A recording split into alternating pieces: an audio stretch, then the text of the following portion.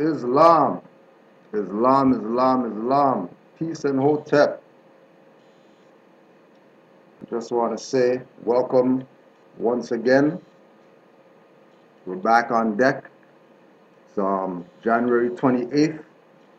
I want to say, first of all, Islam to all the Moors that's been waiting for classes to start back. So we're back up right now. It seems we got everything running proper, right? Um, as well, we want to give honors to Allah, honors to the Prophet Noble Drew Ali, honors to the Moorish Science Temple of America, Moorish Divine National Movement, Moorish Holy Temple of Science. We want to give supreme honors to all active Moors who are out there continually battling to get this information to the people because they don't even know what's going on and they don't even know what's coming at them. We also want to give honors to all the sub-Moors out there, the people who call themselves other organizations, names, but recognize that there is a prophet by the name of Noble Drew Ali, and that it's important that his name and his works and certain things that he does gets out there to the people. We want to give a shout out, a big shout out to RV Bay Publications for adding Canaanland Moors to their website, so we can show some unity for all those people who say that there's no unity amongst the Moors. What else is there? I want to also give a big shout out to Brother Wesley Muhammad, because I was watching his lecture that he did with Sharif Bey the other day, and I want to give honors to the members of the Nation of Islam that supported that event, because he told people how it was. He's not down with the pissing contest debate foolishness. He's about scholarly discourse, right? So if you do get a chance, go check out Wesley Muhammad and Sharif Bey. Might as well throw some honors out there to Brother Sharif Bey, Mr. Jurisprudence, for always dropping it. As well, we want to send a shout out to all the Moors all around northwest of Mexham. We want to send a shout to all the Moors worldwide that continually contact Canaanland Moors, show their appreciation for Canaanland Moors, and continue to uphold the position, right? Continuing, it's not half-assed, right? We want to say honors to them for continuing to reach out to Canaanland Moors, to keep us inspired to do these classes and making sure that the information is getting out to the people, because you already know a lot of dirty Moors around here, and dirty Moors don't ease up. They keep it coming, right? Today's class is toxic mental slavery remedy. Now, we already know that our people have this issue, this mental issue of being enslaved mentally, right? And because they're being enslaved mentally, they are in a position that they're always in the dark. They don't know what's going on.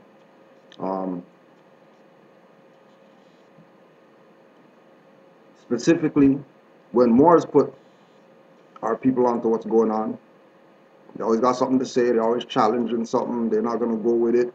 They're going to go with all this black crap. They came over here on slave ships or whatever without doing any research. They're just going to go with that. But as soon as Moors talk, now everybody wants facts and everybody wants documentation. Prove this to me and prove that to me, right? Understand that active Moors aren't in this to make friends. Active Moors' position is to get the information for the people, so the people can start using the faculties called mind that they have. The reason why this is called toxic mental slavery remedy is because mental slavery is defeated once you proclaim your nationality. The toxic part comes in when you have Moors who are supposed to have this knowledge, who say that they study Noble Drew Ali and they honor him and all that, but they don't do what's supposed to get done, right? They're always trying to prove something to somebody. They're always trying to make a point to people. When the point was made in 1913, when Noble Drew Ali founded the movement, and the position is to continue where Noble Drew Ali left off. Not create your own stuff, not try to be the man, not try to be the prophet, reincarnated and all that. It's to continue where Noble Drew Ali left off, right? So before we go into, where we're going today, first thing we got to do is look up toxic, right? Toxic, Latin, from toxicum, Greek toxicon. In medical jurisprudence, right? So, jurisprudence is the jurisprudence is positive law, the science that treats positive law, right? So there's medical jurisprudence, right? So in medical jurisprudence, toxic is poisonous, having the character or producing the effects of a poison, referable to a poison produced by or resulting from a poison. All right? So the mental slavery is the poison that's plaguing our people, right? All across the world, not just in Northwest Amexem. All across the world, our people are plagued with mental slavery, right? The way to cure mental slavery is to start thinking. It's really not advanced. The way to cure mental slavery is to start thinking. Once we start thinking, once we start using the faculties, once we start using our mind power, our situations outside of us will change. If we're not thinking, then we're gonna have issues, right? So the class is toxic mental slavery remedy, because we're going to be putting certain things on the table so that people who are coming into this information could come into this information and start thinking, right? Not come into this information with 5 million questions that if you took some time to think, you would answer those questions that you're asking, right? Because a lot of people, when we say mental slavery, right? That's not just Negro, black, colored thing. Mental slavery is a Moorish thing also, a Moorish plague as well, right?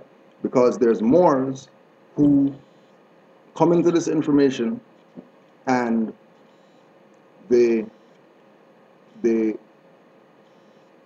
continue having the black, Negro, colored mentality, but they're on this side. They have nationality card and all that, and they still have a Negro, black, colored mentality, which is counterproductive and self-destructive. Because there's no way that you're supposed to have a complete, you're gonna have some, you're gonna have little Negro, black, colored mentality, because, we got our brains kicked in, right? So everything's not gonna happen. We're not gonna be fully clear of the Negro, black, colored mentality. But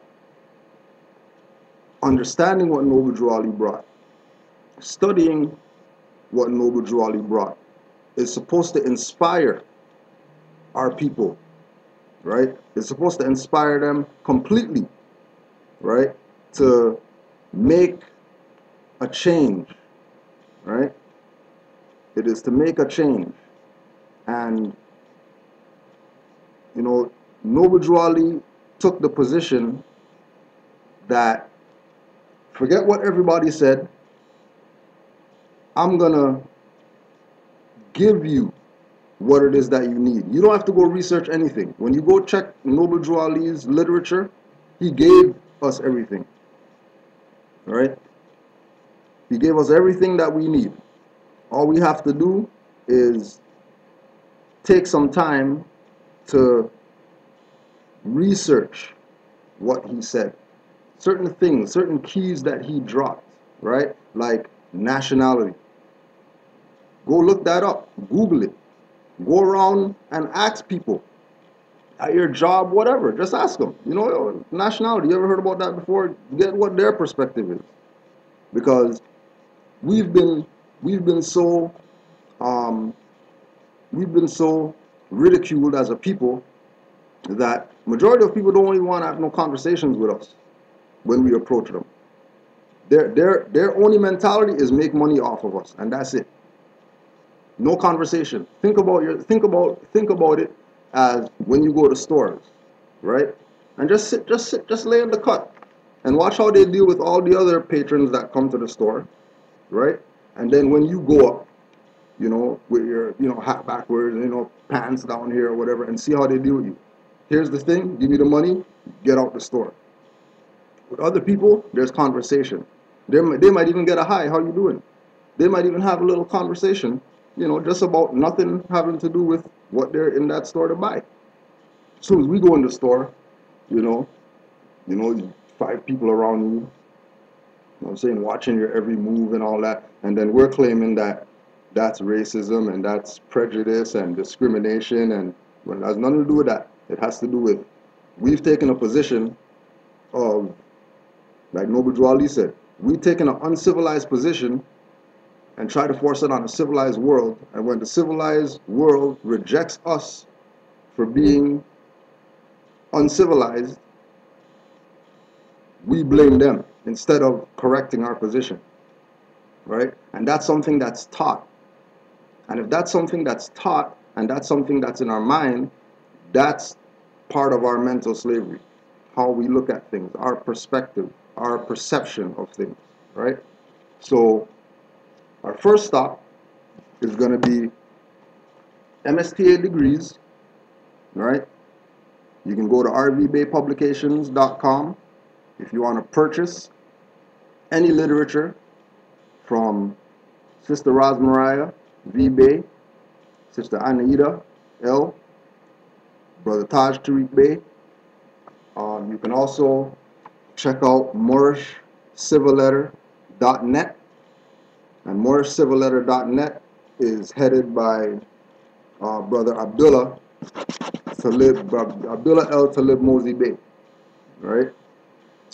So we're just going to go to the synopsis, page 8.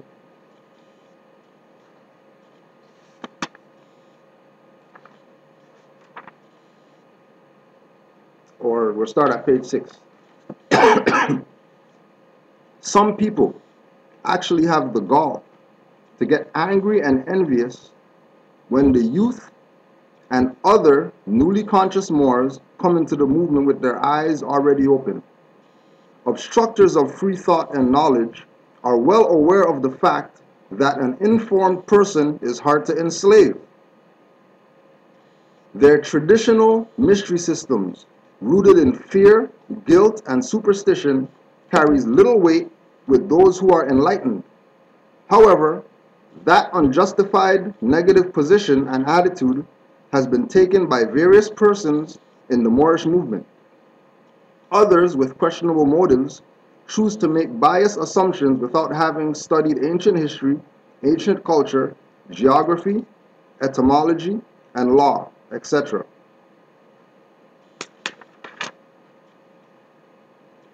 Active studies cause and bring about change, and all the erudite scholars will be forced to make changes.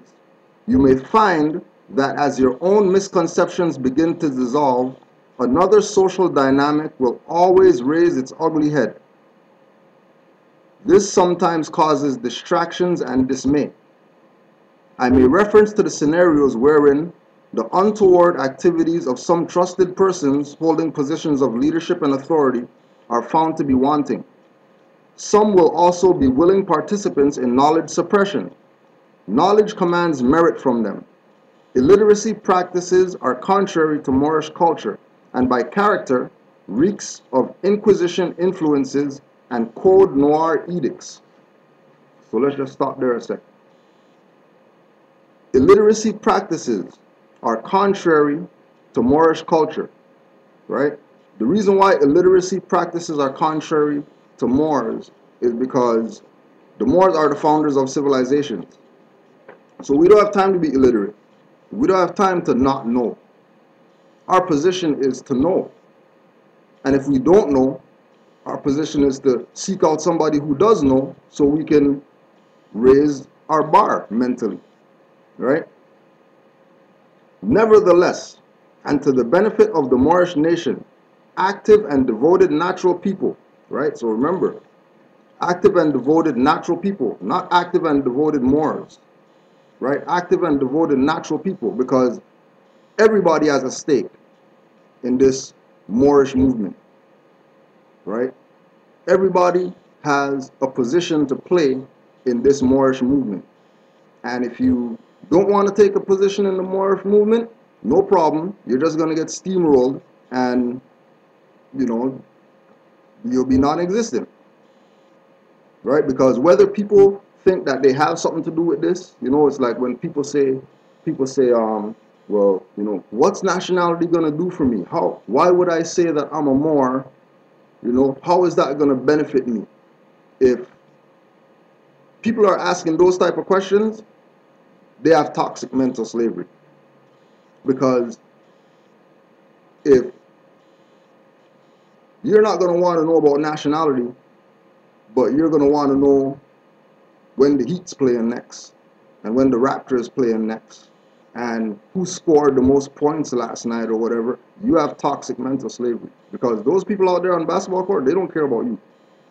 Like I was telling the brother the other day, find me the clip, find me the article, find me whatever with Michael Jordan or whoever, all these athletes or whatever, that people are killing each other for their sneakers, where they came out and said sorry for my sneakers causing this problem of people killing each other.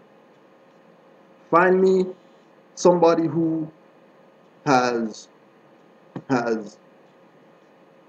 did an interview. You know, they got money. They can call Oprah and set up an interview for themselves. They don't need to wait for her to call. They can call her and set it up. Find me one of those individuals who set up some type of meeting, you know, recorded it, put it online, put it in a newspaper, put it in a pamphlet, put it on a sheet of paper, hand it out to people, saying that, you know, it's wrong that these stores are gonna have people sleeping outside, especially our people, sleeping outside to go buy some sneakers for $200 or whatever that cost $2 to make. You're not finding it. So that means that some people have motives, and their intentions are to get the natural people to not be natural, to do things that are against nature, like sleeping on the sidewalk to get some tickets for some concert. That's not sane people's thinking. Logical thinking people don't do things like that, right? So remember, everybody has a stake in this. This is not something where, well, you know, well, Kudrow said that, whatever, and because Kudrow said it, you know, I'm gonna go consider it or whatever. Forget that Taj said it, forget whatever. Anybody, there could be, we always use the example of the Sri Lankan shutting down the gardener. That right there should have been, something should have went off in all the Negro, black, colored people's heads who are marching, picketing, fighting for racism, whatever, to see, well, yo, how come those guys didn't get what we got when we march and picket? All the G20 people who got arrested and all that, right? There's a level of involvement that you have to actively do with regard to this. But there's also a level of involvement that you're not even supposed to think about this. You're just supposed to get down on it because you never heard it before and go do some research and find out some more. Not just, well, yeah, do a little hour research and then, well, I didn't find what I was looking for, so forget this. Right? Nevertheless, and to the benefit of the Moorish nation, active and devoted natural people are grasping the true law-abiding concepts about nationality and birthrights. And they are adopting to a higher consciousness on a massive scale, right? So the consciousness is raising on a massive scale. For example, like we talked about, we personally, out here in Canaanland, we get calls from all over the place. We don't just get called. Matter of fact, maybe in the past 7 years that we've been on this information, we've gotten more calls outside of Canaanland than people in Canaanland. Right? In the past 7 years, there's been very few individuals who link me and say, yo, I've been watching, I hear something going on and we need to sit down and talk. Very few. But, there's people in Switzerland that's calling me. There's Brother Tenwise in the UK that calls me. Wants to get newspapers out there, wants to get DVDs out there, wants to do Skype classes. Right? Not boosting, right? But showing that people are on this information. This is not some little thing that, people are extremely interested in the Moorish movement, in proclaiming their nationality, in correcting their status, because everybody out there is getting raped. Europeans are getting on this. Europeans are making claims that Moors aren't claiming. Europeans are doing things that if Moors did it, system will fall tomorrow, like we always say. The only reason it's not falling when Europeans do it, because this is not their land. They're just Moorish subjects. They're just subjects of the Moroccan Empire because they're here. All right? Ultimately, that toxic mental slavery, the foul usury, and the feudal-oriented practices accompanying that mental servitude will be exposed by truth for what they really are.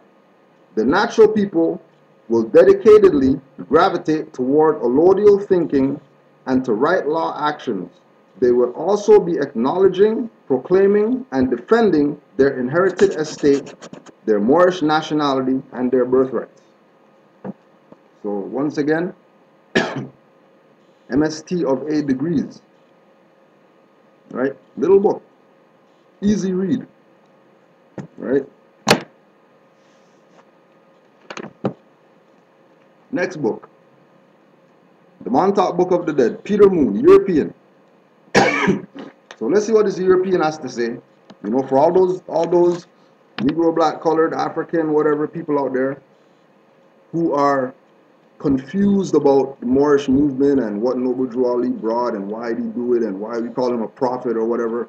Here's a European whose book, we talked about this before, right? You could call him up.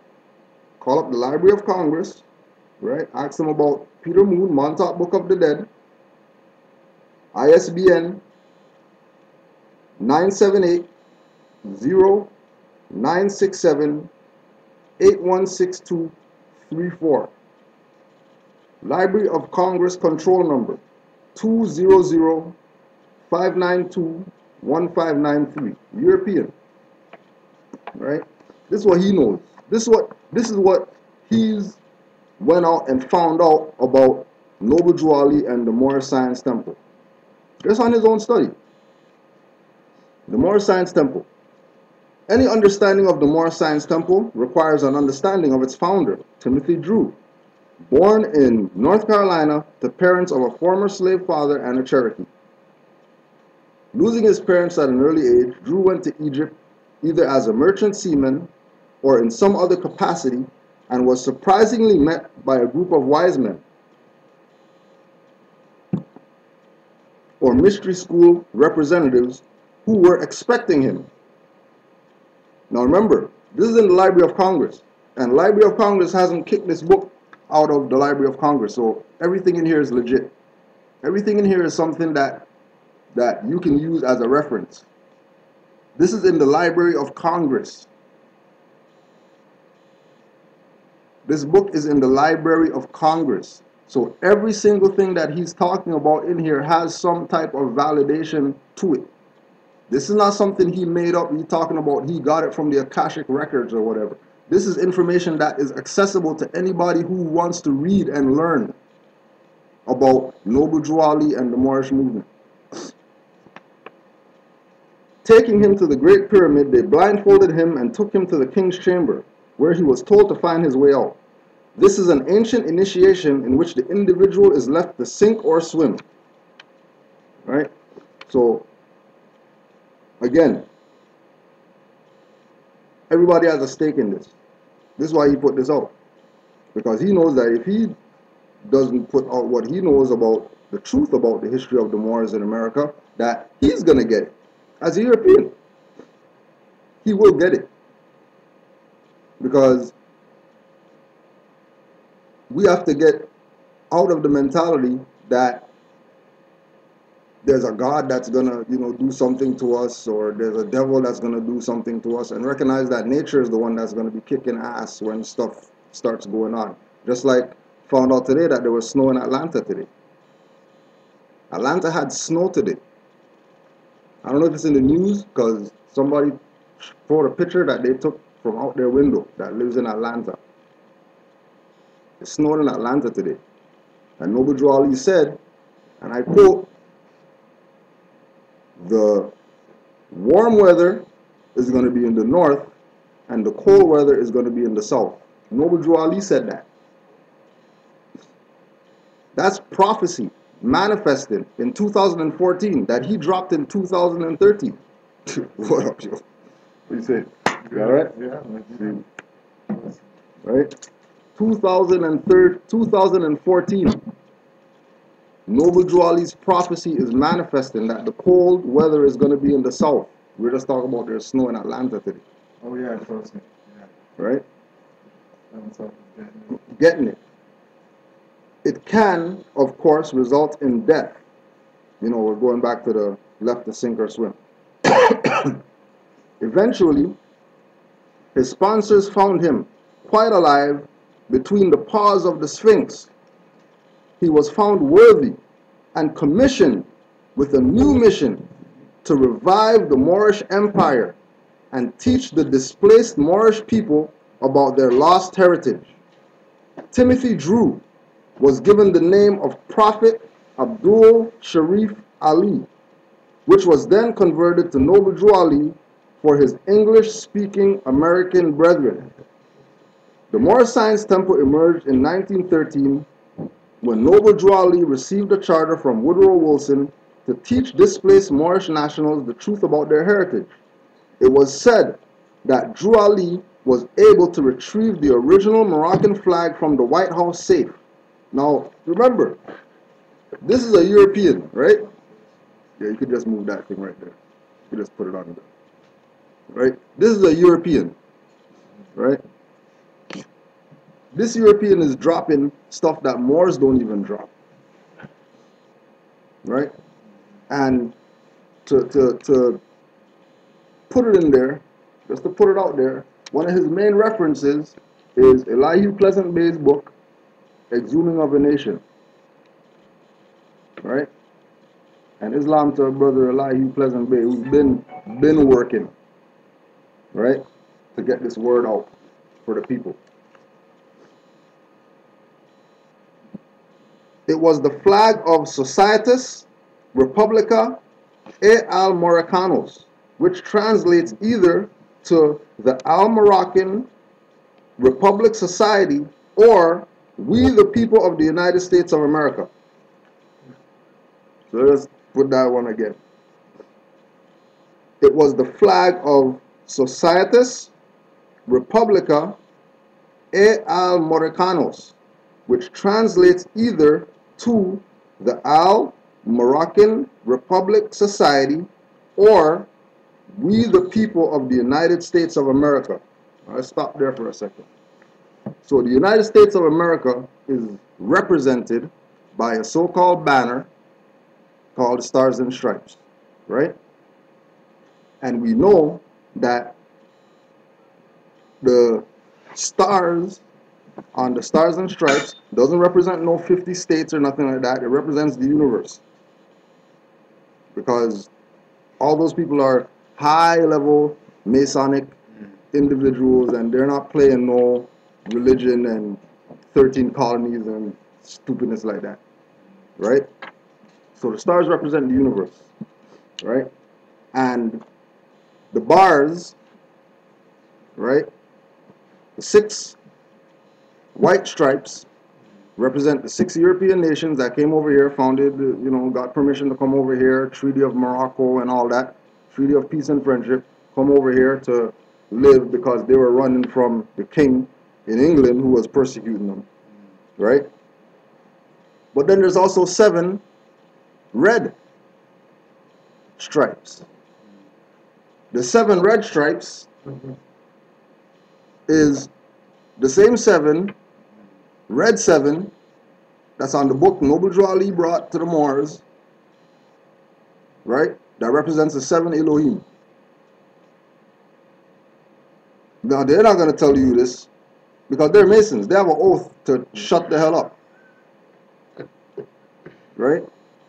The 7 stripes on that flag that we see Barack Obama, all these people standing in front of, represents the 7 on the circle 7.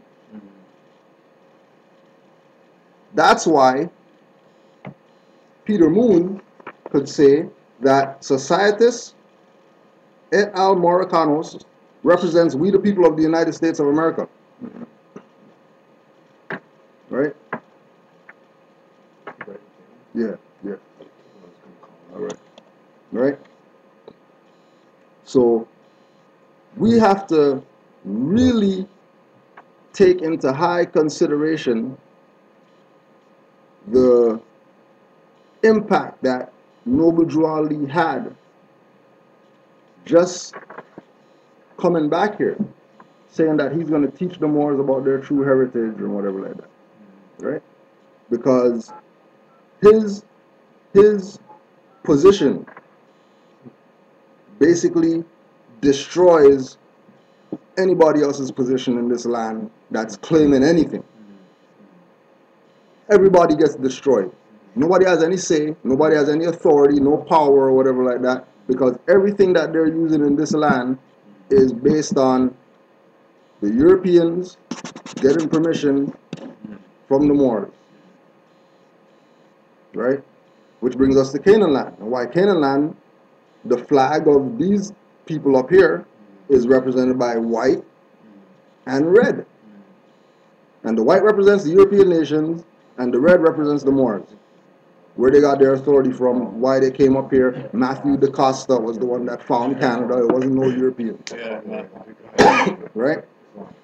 And Matthew da Costa is Matthew D-E-Y Costa. And D-E-Y is Moorish name. And they'll tell you D-A and D-E and whatever, and because all these people who've been teaching us are in the orders.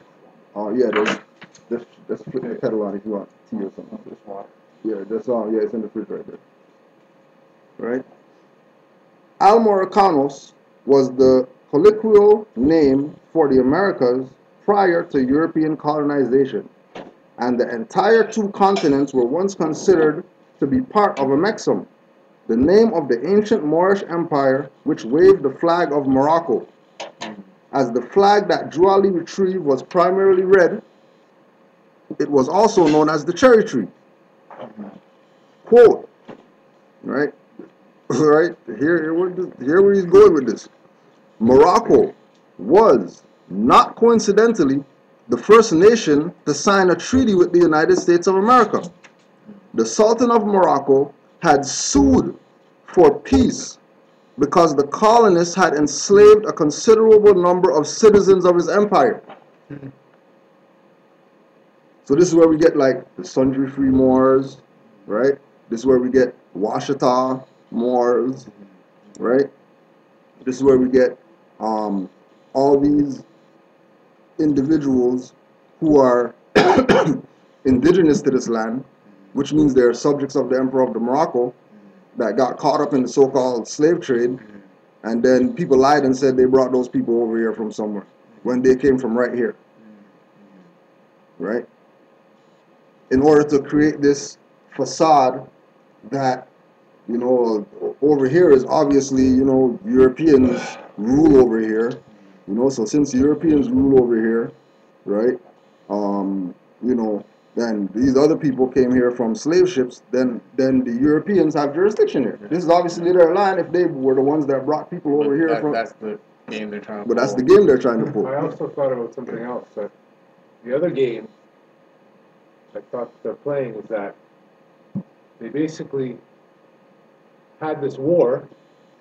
They then pretended that the opponent was the Indian, Right. the so-called Indian, The so-called Indian. right? They then said, okay, well, we beat the Indian, but then we made a deal with the Indian, Right. right? Which was we gave them reserves, we gave them some money. Right. But what they really did was they took they took the actual landlords out of the whole equation, Right. and then made us non-entities by calling us black, colored, Negro, and African, and whatever. So whatever. basically, they're then dealing with a whole sect of people that don't have anything to do with it. It's like they're dealing with the tenant. Right. They're dealing with the tenant Right. and saying, "Oh, it's the tenant, and we've already made deals with the tenant, so everything's okay." So everything's But cool. really, it's the landlords who they've completely taken out of the picture. Right.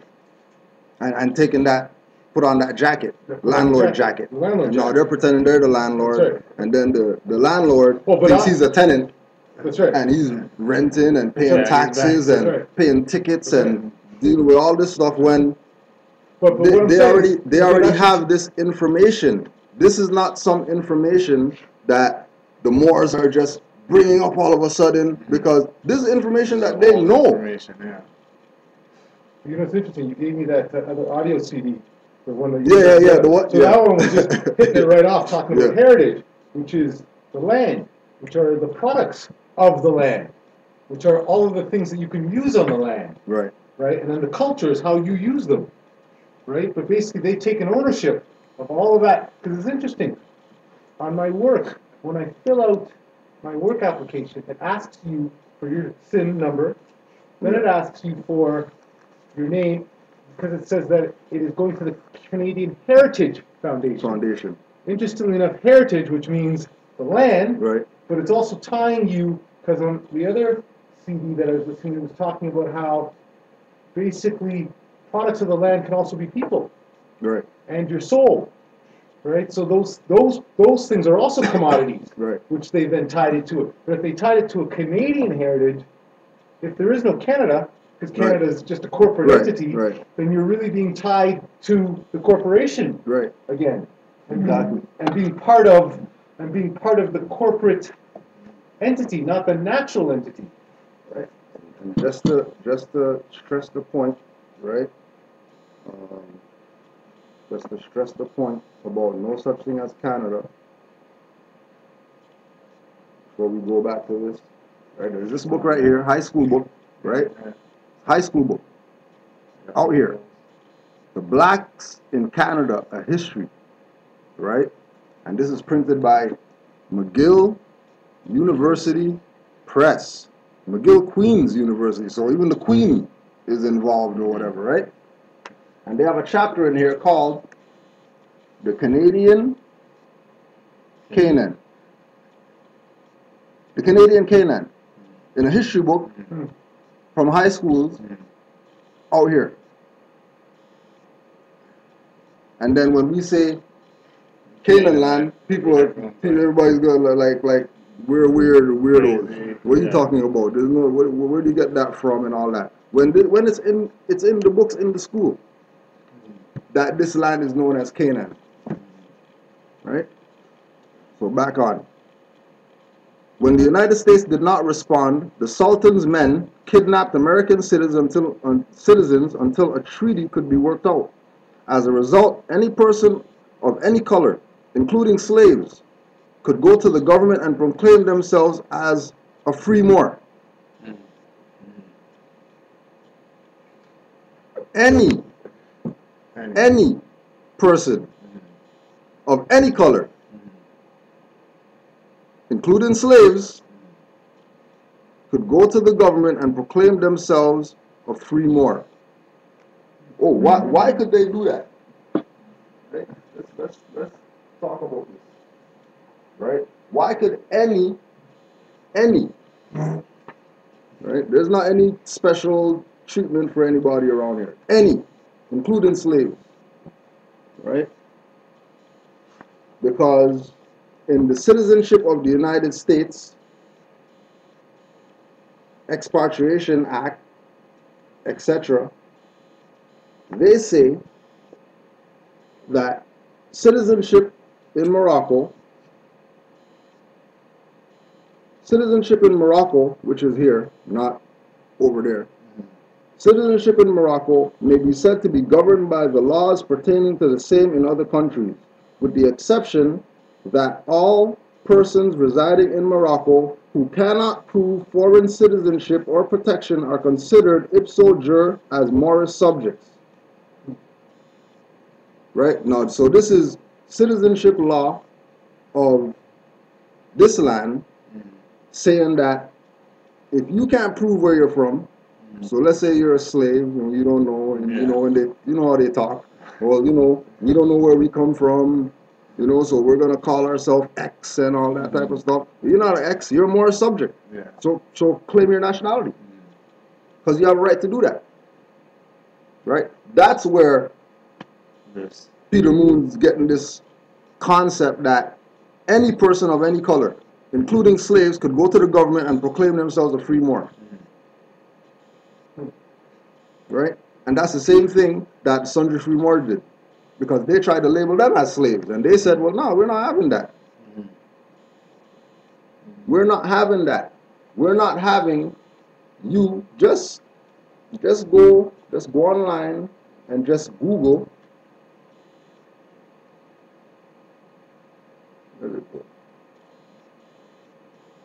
Go online and just Google citizenship of the United States, comma, expatriation, comma, etc. Chapter 5. And the document will come up that we're talking about. That says that anybody. What year was that? 1906. 1906? Yeah, 1906. So this is not a new argument that Noble Girardi. When the prophet was around. He was around doing his work already. So this is not something. And probably part of his work that he was doing. Exactly. That's why he claimed us to be Moorish, not African or anything else, because this is the Moroccan Empire. Man already told you that he went to the USA government or whatever and got the Moroccan flag from them. Right? We already showed y'all the pictures of Barack coming through the door with Michelle, with the Moroccan flag. And we showed you the picture of Hillary Clinton in the Ben Franklin room with the Moroccan flag behind her over here. And she's having some meeting about Egypt and all these other places, and their flag's not in the thing. But the Moroccan flag's there. I think a lot of that has to do with sort of their perception on the world stage, right? Because obviously we're too ignorant to see that, right? And they're definitely not showing that to us. They're not doing that they're doing that for the international community to know that, you know, they're upholding the treaty and they're upholding all these things. That what they're having to do is on the international stage, people are already disregarding exactly de facto European people. So already. what they had to do is they had to counter that. That's why Barack is there. Right. That's why this is sort of all that work. But what you realize is that they disconnected us enough from it that we don't. When we see it, we don't even know what's going on. It's not even a thought in our mind that, hold on a second. Right. Why is Barack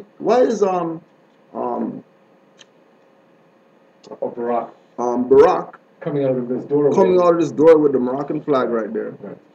Why is Hillary Clinton sitting in the Ben Franklin room in this land right. with a Moroccan flag behind her. Just All interesting. It's not even right, and Franklin room has a rock. right, and why is it not? Because of the toxic mental slavery that we have. It's interesting. I was talking to, just as a quick sidebar, I was talking to our friend in Montreal there. I was talking about how television, the effects of like the sort of the frequency that television Right. it operates on. He's saying that he doesn't have TV, but when he starts watching it, he can focus for 45 minutes the Right. first day. Yeah. Second day it's about 15 minutes. Right. Third day it's about 5 minutes. And he says it's a proven fact that pretty much after you continue to sort of watch TV and the frequencies, that pretty much it's known that it lulls you Yeah. into basically into sleep. Into sleeping. So Right. that basically they can put whatever they want Whatever they want. and you ain't awake. Also, too, key thing to remember with the Hillary Clinton. Yeah, do your Should I thing. fill it up or something? Or Yeah, you could just. Just tap on it? Yeah, it's all good. No, with the kettle, but it's probably hot still, so don't worry. Pour it into the other thing? Yeah. It's all good. Yeah, you can leave it for now. You can leave it for now. Alright. Yeah, even if you finish that, it's all good. Okay. This one? Right? Keep in mind that if you go on YouTube, Hillary Clinton, Ben Franklin room speech or whatever, right? The shot that they get is just her in front the stars and stripes, Yeah, we talked about that already. Yeah. right? Same thing about lulling people to sleep, because I mean they're not there, they don't know what's going on. And Well, it's not even like there's one Moroccan flag. They got like 3 Moroccan So flags back or right? whatever. You gotta imagine Right. this. The film that they've got for the American feed comes from that angle. Mm. Or you gotta know that, right? The feed Right. that you're probably getting Getting Egypt, in Egypt is has not them right behind right. the right? So you gotta Right. know that. Right. So as a result, any person of any color, including slaves, could go to the government and proclaim themselves a free Moor. Anybody. Right? This was by treaty and assured by the principles and customs of international law and recognized diplomacy. The problem, however, was that neither George Washington nor his colleagues did anything significant to make this known. Instead, they obscured this truth. For this reason, George Washington earned the most famous and satirical yarn that was ever told about him, that he could not lie because it was true that he had chopped down the cherry tree. The satirical yarn told in the truest tradition of the Moorish bards, which are the source of flamenco and much gypsy culture, including carnival. Can you say that Right. last part again? The satirical yarn told in this truest tradition of the Moorish bards, which are the source of flamenco and much gypsy culture, including carnival, was referred to the fact that George Washington had sold out the Moorish culture and all of its citizens. Drew Ali's parents were involved with the Theosophical movement, and it has been said that he was schooled in the arts of the circus as well as being a merchant seaman. When he serendipitously came into contact with initiates in Egypt, it was they who taught him more than a thing or two about his own Moorish heritage. Right? Remember, the people in Egypt taught him about his Moorish heritage. Why? Because the people in Egypt know that the Moors were the ones who were given the custodianship of the Egyptian culture. And when the Moors fell, everybody had an obligation to tell the Moors what was up. It's interesting that you talk about Egypt school because either in the Quran or in the Red Book, I think it's the Red Book, says that all of your final teachings are going to come from Egypt. Right. Right. So I think that's where, like you say, that's the jumping off point. Right. When he brought this tradition to America, it is said that Wilson granted him a charter because he thought it a hopeless lark on the part of Ali. So meaning that when he came back to America and he went to the president and said, I'm going to be teaching these people sanctioned to come here and teach the truth about the Moors in America or whatever, the president said, here, I'll give you anything that you want, because there's no way that you're teaching these niggers anything. That's the same one where as long as he keeps his schools. As long as he keeps his schools open and he keeps his churches open, you're not going to get one of these people to come join your movement. Right? But remember that there's a treaty. Remember that presidents, prime ministers, governor generals, attorney generals, mayors, whoever they say that they are, they're all our slaves. And once we stand up as free Moors, they have to do what we say.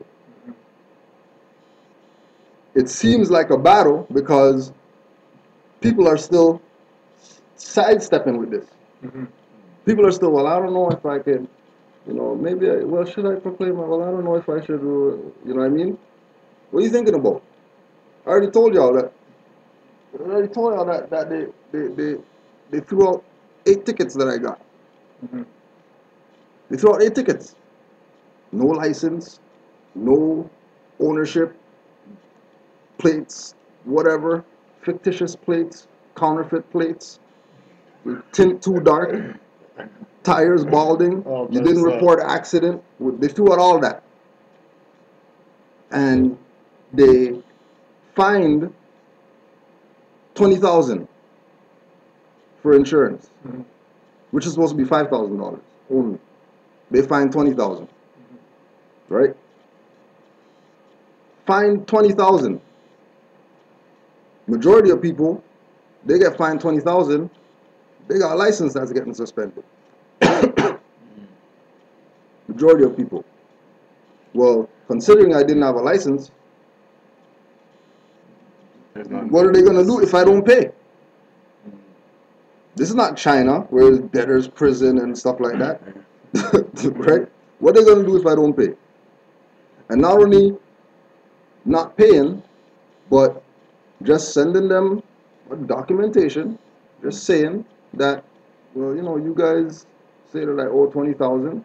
Well, here's a $50 ransom, since you guys are, taking the authority of being inquisitionists and colonizers and trying to denationalize me. Here's a $50 money order, write ransom on it, with a writ of error, explaining to them all the errors that they did from the beginning of the trial until the end, and up to now I heard nothing from them people. If that doesn't inspire people to say, hey, maybe I should start considering this, they probably have toxic mental slavery going on. Because all these people out here, majority of people that we know, they got fines, right? That they're trying to figure out, how am I going to pay this? And I'll give you $50 a month. Could I give you something just so you guys could just let my license still be whatever, when they have right to just go out there and travel if they want to,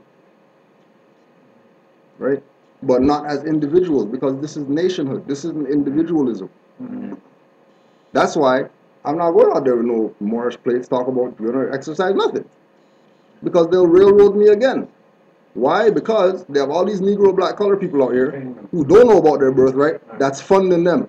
So they can have their meanest, worst, whatever officer come stop me and give me a hard time. When I ain't do nothing, I'm just like, what did I do wrong? Did I break something? No, well, I see, well, you got the plates right there that say that you shouldn't have those. You need Ontario plates.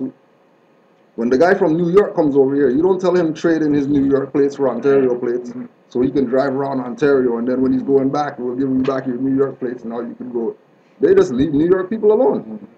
They leave Illinois people alone.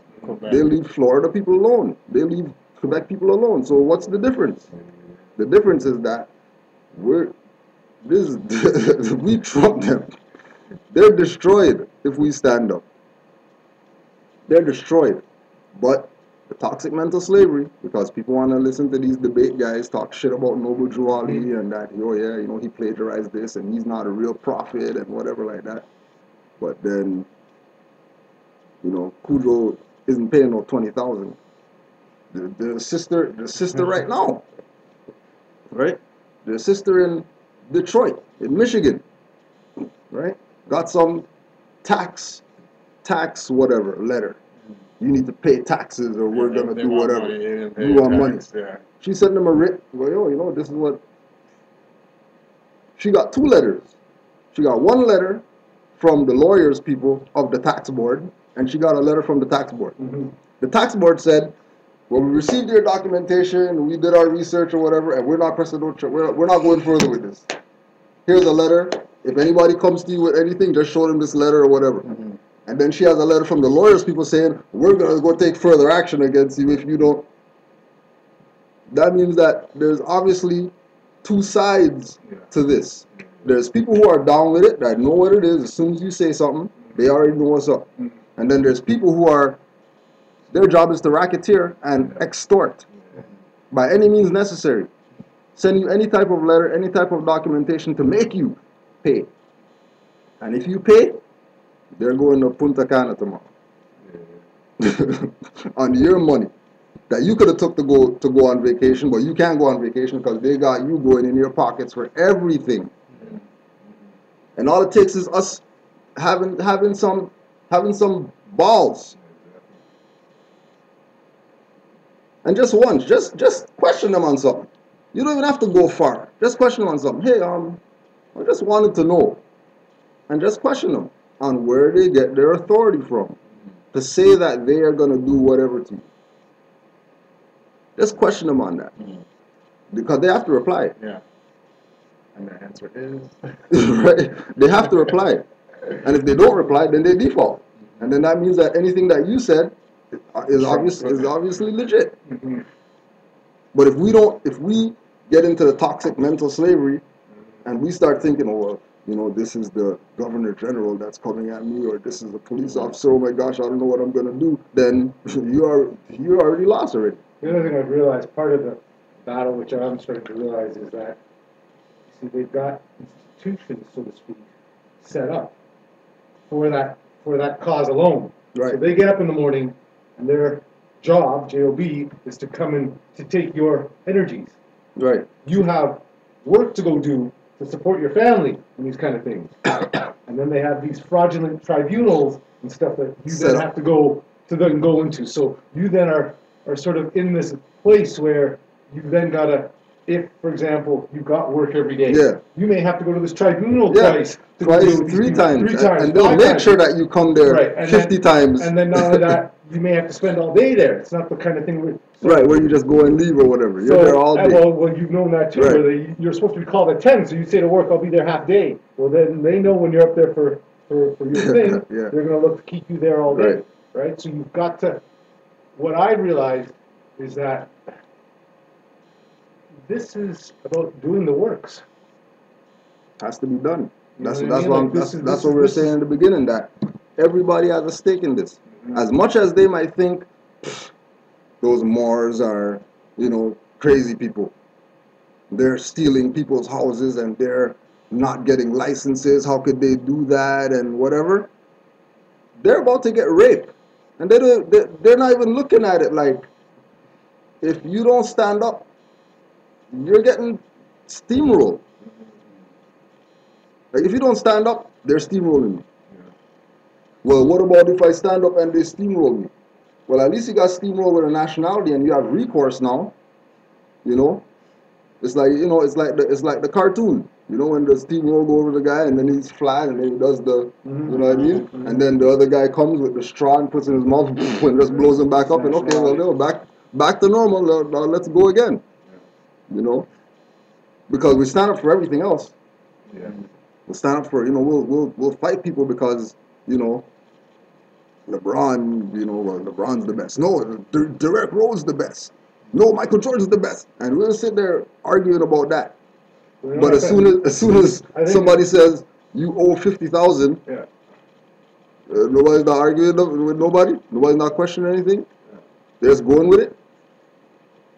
I also think, you know, we'll stand up to fight these people when they call you nigger or black. Right. But yet you won't stand up to say who you truly are. Right. Right? And then that comes back to the same toxic mind frame. Right? Because the toxic mind frame is poisonous. And it is spread from people to people. Just like the plague. Right? This is why I take the position of kicking Dirty Moore's asses.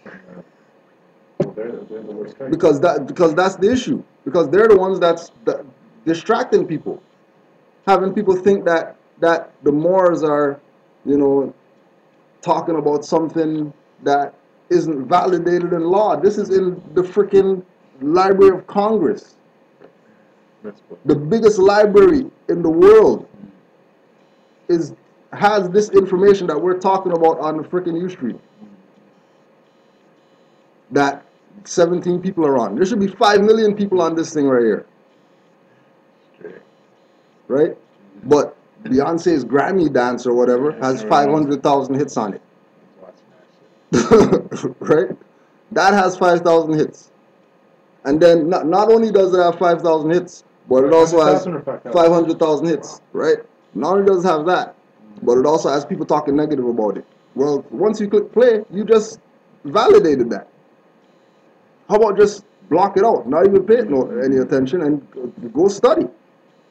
You know what I mean? And you know, and it's like people have gotten to the stage where they're fed up. They're tired of this abuse that they're getting. So if you're tired of the abuse that you're getting, you know, it's no different than the bully. Bullies take your lunch every day. Give me your lunch. Give me your lunch. Give me your lunch.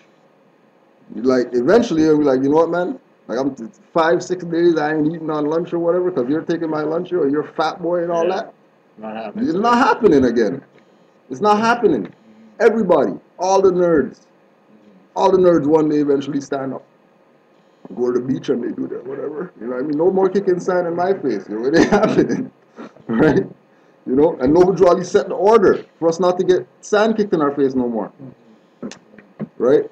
But people get caught up in the toxic mind frame that when more say prophet, Noble Jolly, oh, you guys are worshiping him like Jesus. That's not what we're about. Who said worshiping anything about anybody? Yeah. Because we have a picture of a man means that we're worshiping him? You know what I mean? At least he looks like how he looks. At least not some European guy that we got up there trying to say that, oh yeah, that's the savior of, right? When he brought this tradition to America, it is said that Wilson granted him a charter because he thought it a hopeless lark on the part of Ali. It should be remembered that Wilson endured much criticism for being a racist. The racial attributions came to a climax when he allowed the movie Birth of a Nation to be shown in the White House and was known to advocate what it stood for. So make sure you go watch Birth of a Nation. I don't know what that. Yeah, that's just I didn't black and watch white it. movie. It hits one of those. One of those where you just where they let you know. Thought Django was bad. Yeah, you thought Django was something? You go see Birth of a Nation to see what's up with that. Even though Right? But they know what's up. Right? Birth of a Nation was about the rigors of Reconstruction that occurred in the wake of the Civil War. In the movie, the Ku Klux Klan were portrayed as heroes for putting a lid on the chaos created by freed slaves. Drew Ali began to promulgate more science and was far more successful than anyone could imagine. Although Drew Ali has a very thick FBI file, historians have made a gallant effort to remove any trace memory of him from the history books. Not surprisingly, the FBI has not released all the information they collected on Drew Ali. It is also a matter of public record that the FBI bird dodged the movements of the Moore Science Temple very closely. In 1929, Moore Science had undergone such a huge renaissance that this new movement was to experience a horrendous version of Armageddon, quote unquote. Different people within its own brethren tried to seize the considerable power, including financial accounts that Drew Ali had accrued. Violence broke out and the police became involved. As a result, Drew Ali spent several days in jail and was questioned. Some say under harsh and torturous conditions. The latter has not been confirmed. Now, the question comes up to everybody, well, if he proclaimed his nationality, how come they could have him in prison or whatever like that? The same way they got Garvey in prison, the same way they got Malcolm in prison, the same way they got everybody else in prison. Right? Fraud, kidnapping. They didn't go through no legal processes to put people in prison. How they deal with Garvey? Mail fraud. $3 mail fraud? You deport a man for $3 mail fraud. $3 mail fraud. You deport somebody? When you really break it down. He obviously knew something. If they're gonna go through the lengths that they went through to deport Marcus Garvey because of $3 mail fraud. Do you know what that entails? The $3 mail fraud? It was just based on him selling stocks in the Black Starliner, and Maybe did something didn't have a stamp on it or some dumbness like that. You deport somebody. But then people who murder or kill or whatever, they don't deport them. They just put them back in prison. Right? And keep in mind, and you could go validate this, go out there and talk to Moors who've been locked up. Actually, you can go talk to Brother Lonray from out here. Right? Lonray Obey. He has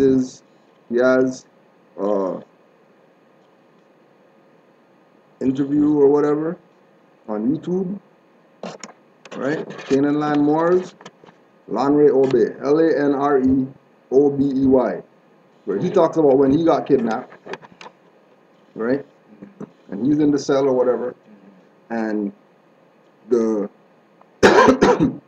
the court decided that just for today, right? We're going to change the whole process of the court just because you're here today. Right? And he got bail on his own recognizance, right? Supposedly for assaulting an officer or whatever like that. He beat up an officer, he got bail on his own recognizance. No money have to get put down, no surety, no nothing like that. Right? Not only that, they didn't take him from the court. When they let him go, they didn't take him back to the jail and then give him his clear bag and his whatever and then let him go from the jail. They let him out from the back of the court.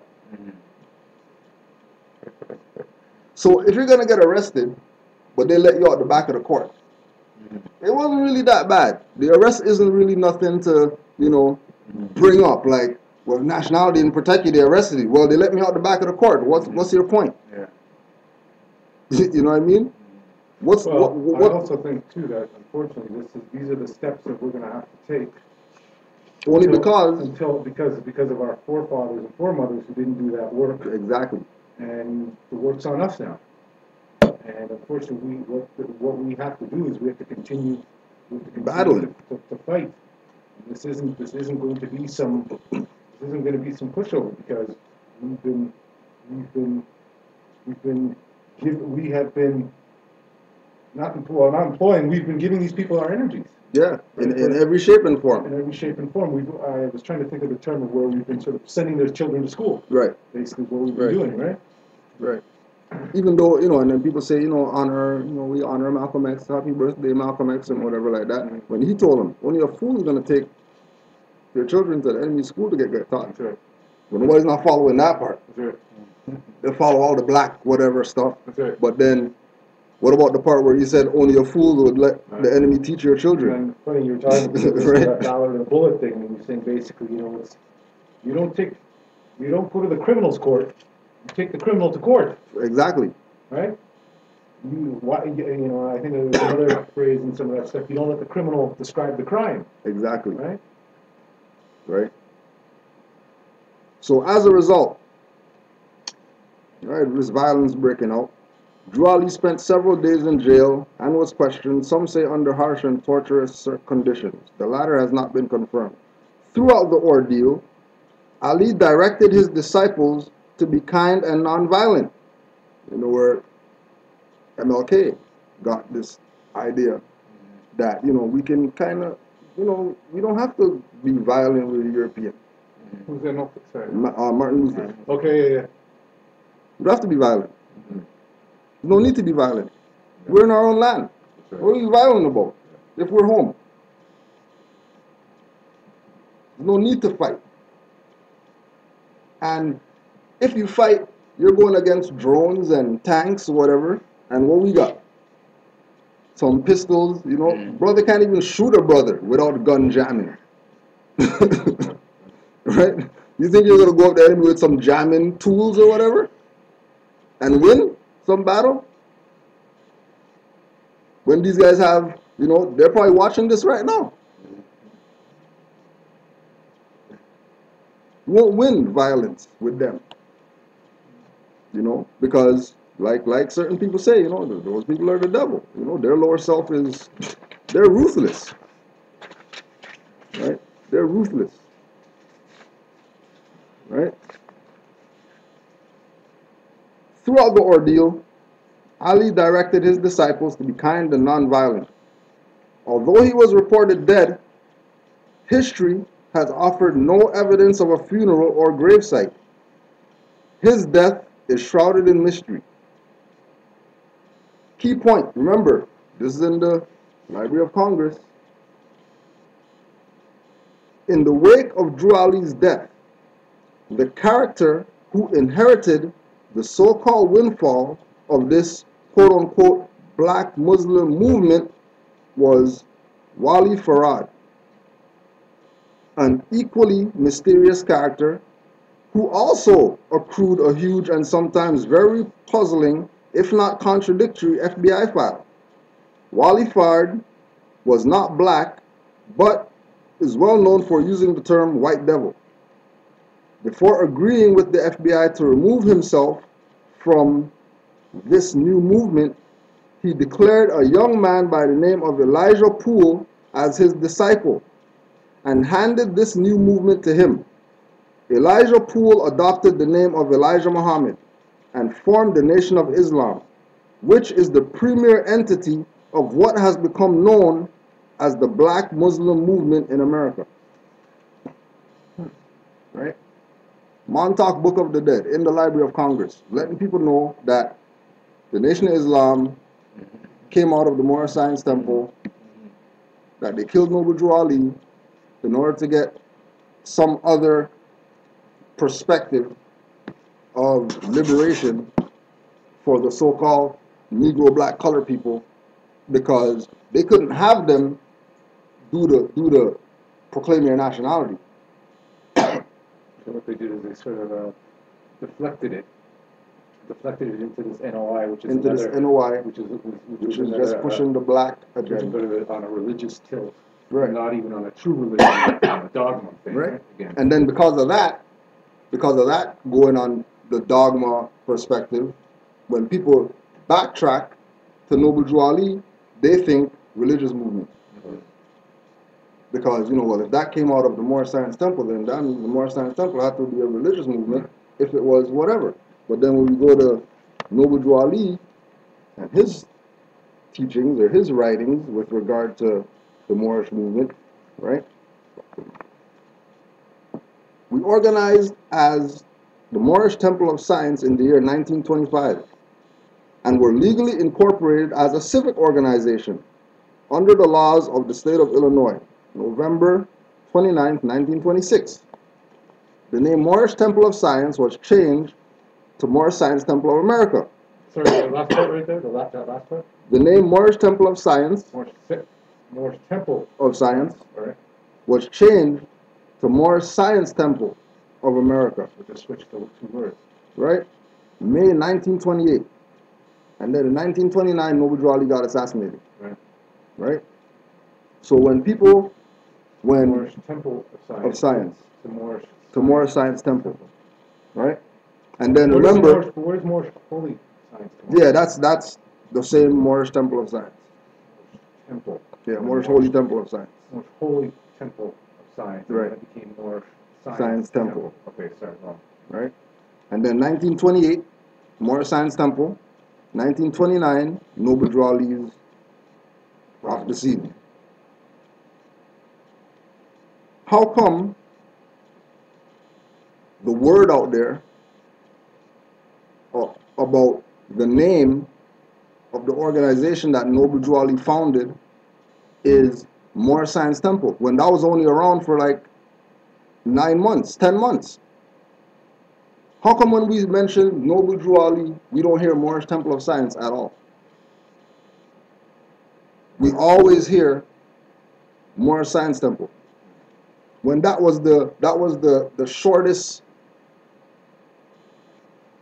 organization of all the organizations that were under the umbrella of the Moorish Divine and National Movement.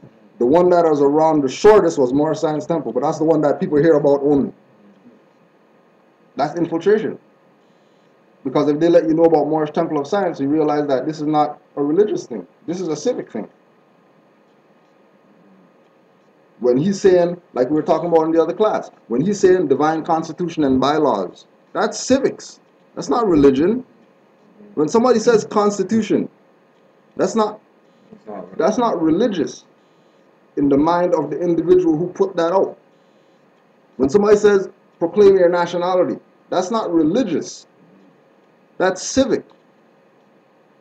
But if they can get the people to believe or be brainwashed or indoctrinated into thinking that this has nothing to do with law or anything like that, all it has to do with is religious, obviously people are going to turn away from it, because look what religion did to them in slavery.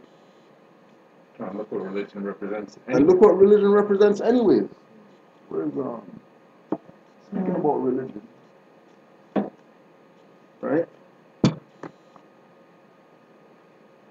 And people have taken the position to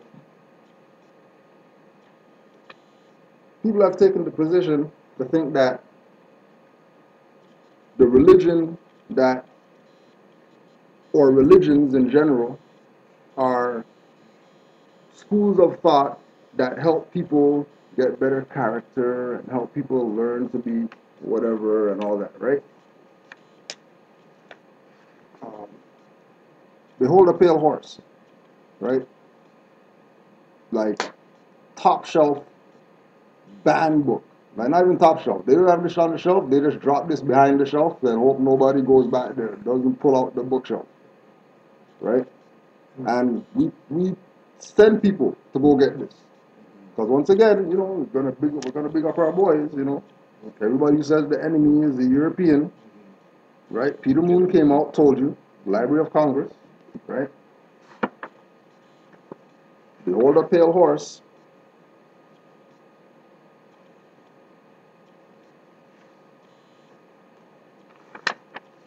Let's find something right here. Behold a pale horse. One basic truth can be used as a foundation for a mountain of lies. And if we dig down deep enough in the mountain of lies and bring out that truth to set it on top of the mountain of lies, the entire mountain of lies will crumble under the weight of that one truth. And there is nothing more devastating. Because I thought, read that last. Come again. One basic truth can be used as a foundation for a mountain of lies. And if we dig down deep enough in the mountain of lies and bring out that truth to set it on top of the mountain of lies, the entire mountain of lies will crumble under the weight of that one truth. And there is nothing more devastating to a structure of lies than the revelation of the truth upon which the structure of lies was built.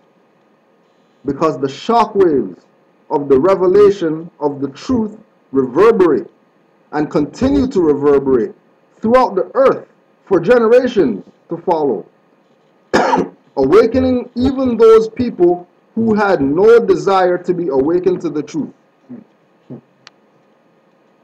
Right? That's why you never heard about Noble Drew Ali. That's why when we bring up Noble Drawley, people do, right? Because that's the truth right there. Forget all these other black guys that you say. Forget all these guys in the past history that you don't even know if they were legit or whatever. There was somebody who came that was people met. Elijah Muhammad knew him. Marcus Garvey knew him. W. Du Bois knew him. All these people who we hear about that are for the salvation of our people knew about Noble Drew Ali, and none of them mention his name. They call everybody else's name though. They honor all these other people though. You're saying those people do? Yeah, they call everybody's name, Yeah. but nobody calls Noble Drew Ali's name. Right? They're part of the problem. So, our own. Because at least the Masons, they're walking around with feathers on, so they're kind of giving it up, kind of. If you're paying attention. Yeah, but also Right. to get to that level, you have to be join their little Right. club, right? Which all those guys were part of the club. In secret. Because they can't let people know that they're part of that. Because if they let people know that they're part of that, then So nobody's going to support them. Because everybody's going to be on the perspective of, oh, these guys are down with the Masons. So why am I going to go join their thing if they're down with the same people who are trying to enslave us? Right? Secret Treaty of Verona. Precedent and positive proof of conspiracy.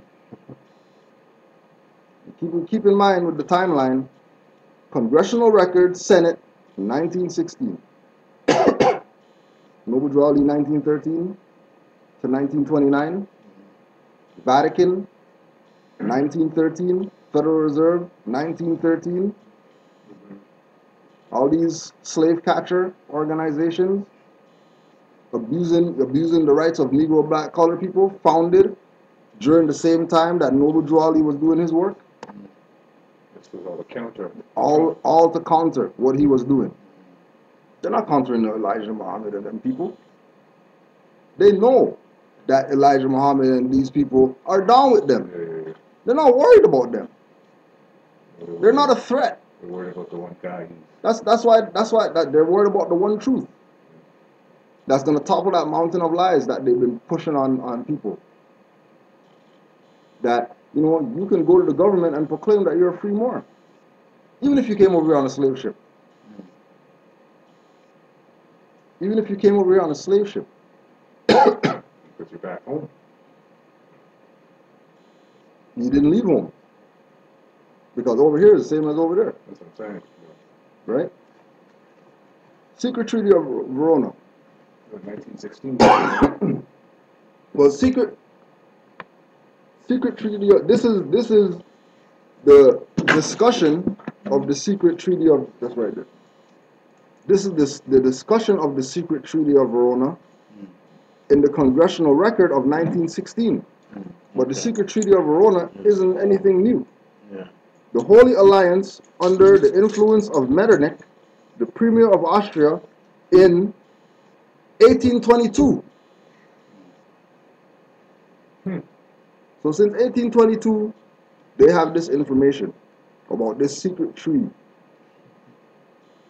that says, in Article 3, convinced that the principles of religion contribute most powerfully to keep nations in the state of passive obedience.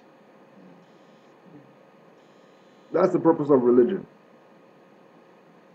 Keep nations, not people, keep nations in a state of passive obedience. So anybody who says religious already know that they're down with the people who are enslaving you. Mass crowd control. Mass crowd control. Supreme mass crowd control. Because everybody in the world, if you ask them, what's your religion? They'll have an answer for you. And logically, they should have an answer because they're passively obedient. And if you're obedient, you're going to say what, Master said to people when they ask you, what's your religion? But remember, it's a secret treaty. So it's not something that's supposed to be out there. That's why William Cooper got assassinated for writing this book. Shot him up on the highway. They shot him up on the highway and claimed that it was a shootout because he was the sovereign, whatever. That's where they get this. That's where they go with this. Sure. That he was a anti-government, whatever. The anti-government. This is the same thing that they're trying to do to Snowden right now. Because But in reality, though, sorry, just a second, if there is no government, the government's corrupt. the government's corporation. And when people find out that they've been, for example, Bill Cooper, former United States Naval Intelligence Briefing Team member. So, no different than Bin Laden. What they do to him? Assassinate him. Why? Because he was an inside man. He had all the secrets. I think he had some other point that you're going on. Right. Before. No, just, That was it. yeah, that's just that. But He who was worked for that? them. He's the one who wrote the book? Yeah, he's the one who wrote the book, yeah. Oh, Bill I see. Cooper. Right. Right? Right? Expert in UFO and all that type of stuff. Yeah. Which is all in there. And all that's in here. That they're on the warship, they're seeing stuff come out the water and all that type of stuff. And it degrades and they, certain particular type of aliens. The Grays. Right? Make sure you go to Rick Smith. Make sure you go and do your research on Rick Smith. European Confessions. European Confessions of a Moorish Legacy. Wow. Right? Because they know what's up. And it's about the people not knowing what's up. Because the only reason that this information about Noble Drew Ali is still around right now is only because Noble Drew Ali himself. Let's go back to Peter Moon again.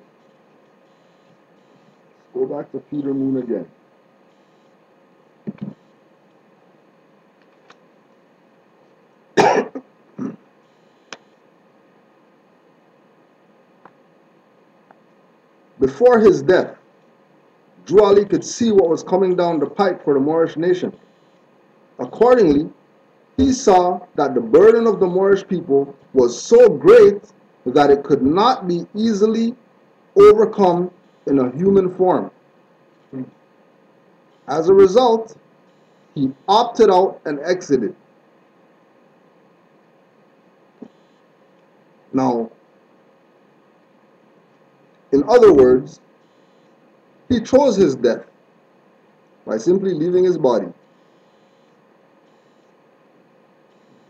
And then when you read the Moorish information, you hear about Noble Drew Ali making the statement that I can do greater work from the soul plane.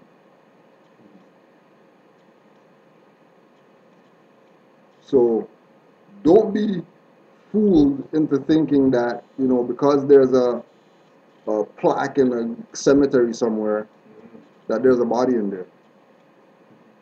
Well, or even that body. Or that body is even important. means anything.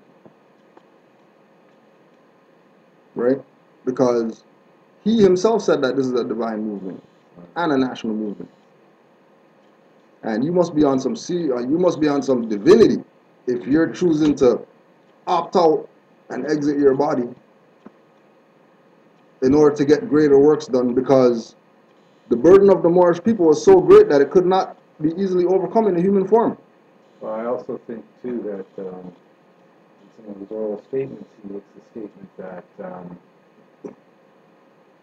he makes a statement that basically he set in progress. He set into operation what he needed to do. Exactly. Right? To bring this down to an end, right? He set this a boulder rolling down Babylon that anyone who gets in the way is going to crush. Ground to powder. Right. And like we said earlier, He gave us everything What we need. that we need. All we have to do is pick it up It's the Great Awakening. That's what it and is. use it. That's what it is. It's the Great Awakening. It is the gospel. Not only that,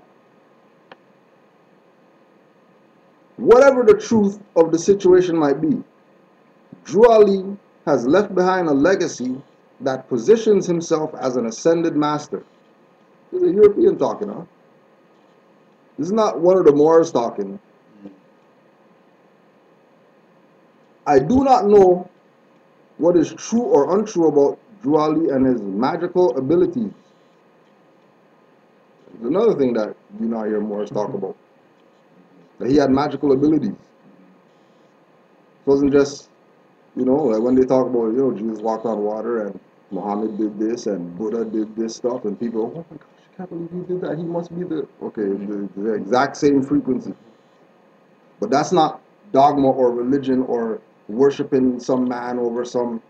Well, I get the impression that with those guys, they were able to have done the work to put their spin on things. Right. This guy, they can't allow that because it's too fresh. Right? Right. It's too recent. Yeah, Right? 100 years ago. It's like with the sundry free Moors, right? The sundry free Moors did the exact same thing that Moors are doing today. We're not Negro black colored. We're Moors. Don't try to put us under some Negro black colored whatever. That was years before Noble Drew Ali. That was years before Noble Drew Ali. I think it also says that he came in this form to help us because we were in the most need of the help, right? Right. Because everybody else had a nationality. Right. We're the only ones that were 3/5 of human beings, Right. thinking that that's an actual position. And had allowed this. Right. And had allowed this and continued to allow it, right? And getting mad at people, Yeah. right? Getting mad at people because, we need to capitalize the N in Negro so that we can be recognized as Negro. What are you talking about? It doesn't matter, capitalize, common letters, whatever. You're still non-entity. Yeah. That's not going to be respected, not have any rights, and be ridiculed, right? I do know, however, that his magical abilities, pale in comparison to what he represents as a leader of the Moorish movement, which is beginning to pattern itself like a giant tsunami. It is time to remember the words of Marjorie Cameron as taught to her by Jack Parsons. It takes 100 to 150 years after the death of a man before you can begin to judge him and the impact he has made upon the world. Only after 50 years do you begin to get any real clues. Since Drew Ali left the physical world, we are just now getting some substantial clues. This is 2014, right? Some of us never even heard of Peter Moon before. It's not even, name doesn't even register anywhere in our brain. But he has something in the Library of Congress talking about L's, Bays, talking about Pleasant Bay, talking about Noble Drew Ali, Pleasant Bay's book, talking about him getting the flag back, talking about Societas et al. Moricanos, the Moroccan Empire and all that. As we studied this book before, the book as a totality, what is it on?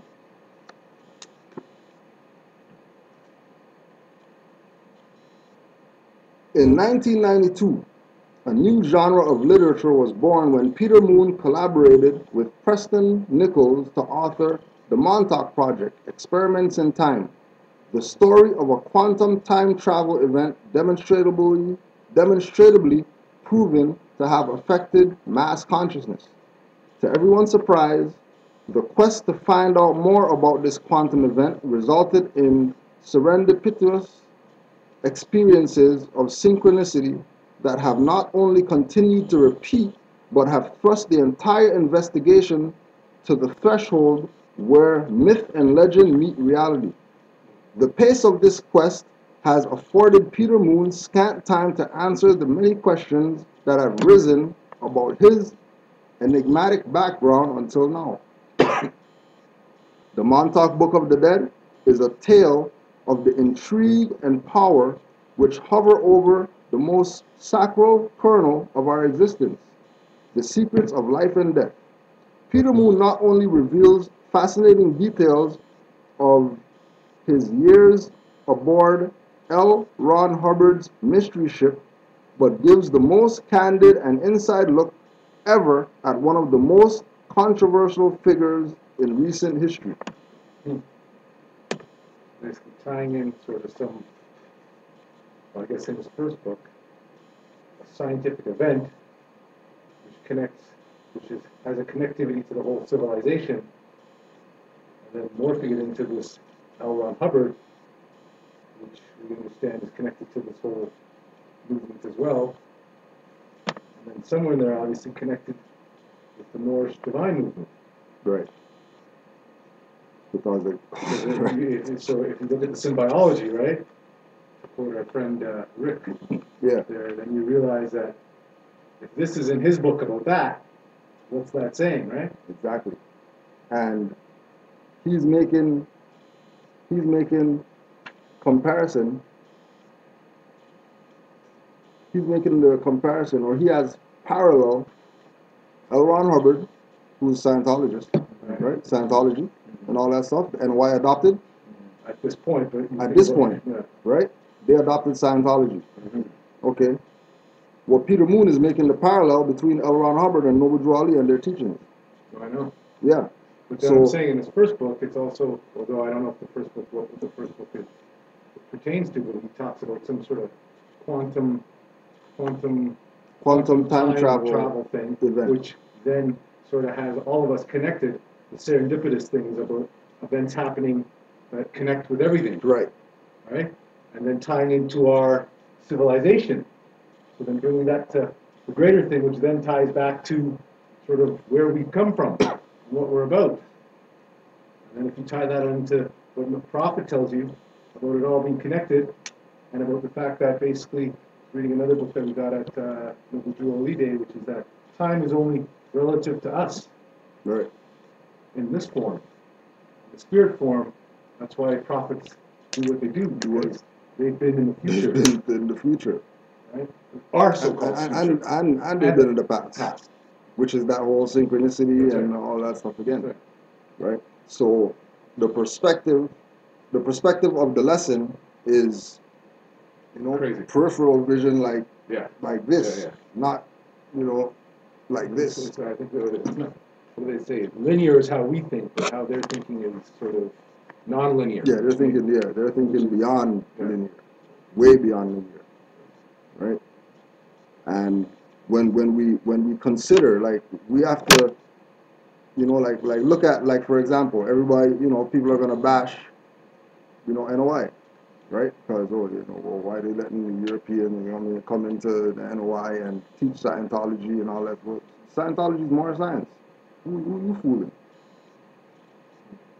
Scientology is not some European perspective of some science. Mm-hmm. That's more science. But if they adopt more science, then everybody's gonna know that it's really about the Moors. It's not about everybody else and whatever stuff that they brought. L. Ron Hubbard guy is another guy who's just taking the reins to make his own money. Exactly. Fiat. Right? Make their fiat. Get paid. Well, basically it's about taking their Someone energy. paid. Yeah. Taking their energy. Actually, yeah. Yeah, good. Is this my favorite one? Yes. Yeah. Right? The Alfred plan. At the back there, yes, the back is. King Alfred plan. The plan of King Alfred.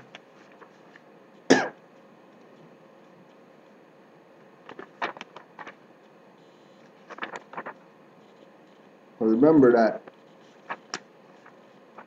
the key thing to remember is that don't think that Moors are talking about something that nobody knows about. Moors are talking about something that everybody already knows. The only people who don't know is Negro, black, colored people because they don't read. They think they know something, and they don't know anything. They're playing around, right? Big time playing around. Actually, we might have one better right now. Yeah, big time playing around, right? Because if we, even if we consider a little bit of what Noble Drew Ali brought, just a little bit, we don't even have to, you don't even have to go far. You know what I mean? Because remember, like, it was Moors before him, so it's okay. Yeah, it's not about him. It's not about him. But he was the one that brought the perspective back to America, so we can be on it, just like everybody else is on it. We have this idea that, well, the Moors are only in North Africa. That's fraud. The Moors only in North Africa. The Moors everywhere. And the only way that we're gonna get ourselves out of this madness that we got ourselves into, right? The only way we're gonna get ourselves out of this madness that we got ourselves into is by having some type of reference point, so we can focus and then move from there. Well, I think what's important is on the spot that you're looking for. Yeah, good. I think what's important in my mind is that, for whatever reason, it's the fall of us to this nigger state, to this black state, that is really the problem, right? Because we have taken ourselves out of sort of the energy continuum of becoming black and colored, Right. right? And nationality, when we talk about nationality being part of the day, which ties into heritage and culture, is what is going to bring us back up to that level. To that level. And that's why Because you're not going to make it to that level as Negro, black, colored people. But that's what I'm saying. To me, that's where he's even saying it to the most simplest of people. He's not saying that you have to be a brain surgeon. Exactly. He's just telling you just have to come back up to the level of being a human. Right. That's why he said. That's why he made the statement. If you don't do anything else, That's right. declare your nationality. To me, that's going to be that collective energy is then going to bring us up to that level. Just like he's saying. The story of a quantum time travel event demonstrably proven to have affected mass consciousness. Right? Us saying that we're Moors is time travel. Right. Us saying that we're Moors is Back to the Future. That's right. Without the car and the electric thing and the disappearing cars and stuff like that. We don't need What's all interesting that. in some of this stuff, they talk about an experiment. But they've been telling you already that certain masterminds can travel in time and they don't need any outside stuff. Exactly. That's just like I was just watching Buddy.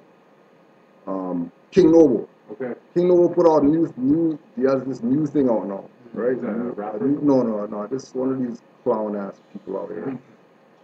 Bad talking Noble Drew Ali, then getting on his nutsack, and then bad talking him, and don't even know what they want. So now he's saying that, he had a dream about Noble Drew Ali, and he sat down with Noble Drew Ali and talked to him, and Noble Drew Ali told him what he's supposed to do and all this type of stuff, and he's going out and trying to save people and whatever. And all this. Well, you never. But hey, let's hope. well, when you go back and you listen to the Abundance Child show when I was on and he was on, and then he's bashing me about being down with Noble Drew Ali and all that. He said those same stuff, but he was talking about a negative. Right. He wasn't talking in favor of Noble Drew Ali. He was talking about forget the temple and all that type of stuff because I used to be a grand sheik and that the Moorish movement isn't what it's about. It's all, but then now, a year later, now you're coming and talking about you're down with it. But it brings up in the Holy Quran the chapter on inconstancy. Inconstancy, right? So anyways. Right. So you brought up energy, right? They're taking our energy, right? Energy. Energy is recognized as the key to all activity on Earth. Read that Natural again? energy is recognized as the key to all activity on Earth. Natural science is the study of the sources and control of natural energy. And social science, theoretically expressed as economics, is the study of the sources and control of social energy. Right? Both are bookkeeping systems, mathematics. Therefore, mathematics is the primary energy science, and the bookkeeper can be king if the public can be kept ignorant of the methodology of bookkeeping. That's it right there. That's the Right? whole thing right there. That's the whole game. Right there. Have people absent-minded Right. of energy and Whatever. thinking that it's paper and Right. buy something and get a product back, and when that's not even what's going on. It's all about energy. Right. You see me have this cup and do like this. Right. It's not because I like orange juice. Exactly what it is. Because energy. That's right. You get sick, you take some oregano drops or whatever. It's not because you want oregano in your diet. Yeah. Because there's something in that your body could use. Energy. Right? You coming from wherever you came to get here. Using the energy of the stuff that you It's put into energy, the conveyance. right? Yeah. Gas is energy. Will. You know, the will to Yeah. be here at Yeah. a certain time. Oh yes, class starts 7. Okay, well I gotta leave now. If I don't leave now, then I'm gonna be late. Or energy, right? The brother just texted me that. Oh yeah, we're talking about you guys talking about synchronicity, and we just talked about that last week, and everything's just energy. You know, the story of quantum time travel events demonstrating the effect mass consciousness, energy. Everybody thinking on the same frequency. Right. Noble Well, Drawley making, that's where the nationality comes into it. Once we've got Energy. ourselves to that level. and everybody else is on that level except us. Everybody's on that frequency Yeah. where you're not gonna hear, you know, like the Sri Lankans shut down the gardener. It wasn't the Sri Lankans and then the brown and then the Pakistanis and then the Sri Lankans only. One flag. Everybody has one flag, energy. Right? Everybody has their orange bandana on or whatever. You know, the Tamil energy. All it takes. But if we think that Negro black colored, which Noble Drew Ali taught is death, and if something's dead, that means it has no energy. What are you talking about? You obviously have the toxic mental slavery going on. If you're going to take a dead thing and try to get energy from that. That was like with the Pope, with the doves. Exactly. Right? But throw out the doves, crow come take the doves. Seagull. Seagull too. And right? seagull. Yeah. Right? Why? Because those doves right there, who knows what they did with those doves up in that chamber that they got? Right.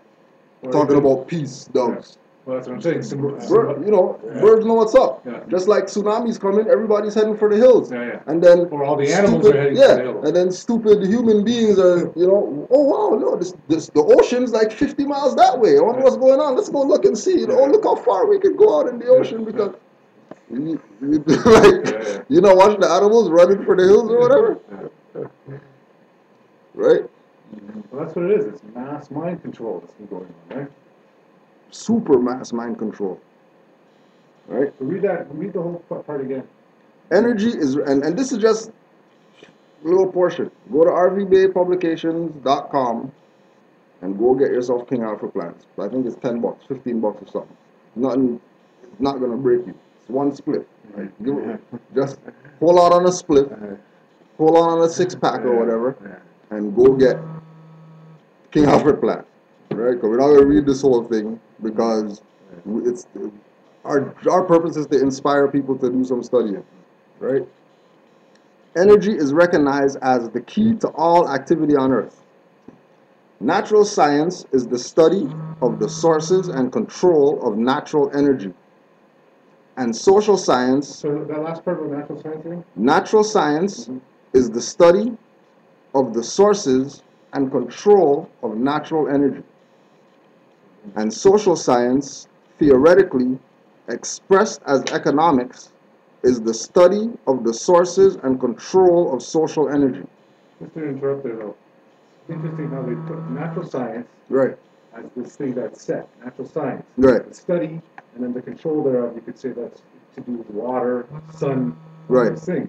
You talk about social energy, theoretically, Theoretically, which means in theory. in theory, It doesn't mean that it is. that it is. It just means that this is what it has been put to, Right, right? Is the study, and it's then termed in economics, which then places it into the field of where these of where these other tangible, no, but it also puts it into the field of where these evil MFs right, have actually put us in, which is economics. Right. Because social energy could be us all praying, we're all having faith yeah, in something. in something. But it's It's directed it's towards directed economics. in this economics Economics. because this is what we've allowed it to be. So Right.